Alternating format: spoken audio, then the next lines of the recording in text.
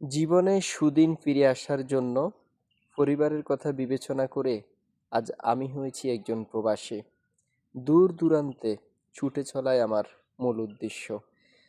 আমি যাচ্ছিলাম এক জায়গা থেকে অন্য জায়গায় কাজের সন্ধানে। যাওয়ার পথে প্রচণ্ড গরম লাগতেছিল। তাই কি করলাম, এই যে বৃক্ষটা আপনারা দেখতে পাচ্ছেন, এই বৃক্ষটি অনেক বিশাল বড় একটি বৃক্ষ।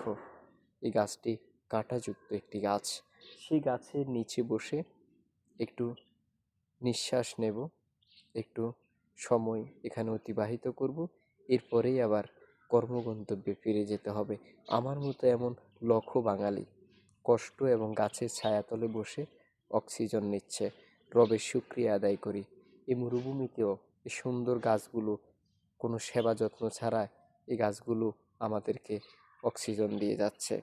তাই সবাই বেশি বেশি করে গ্রাম অঞ্চলে গাছ লাগান, জীবন বাঁচান।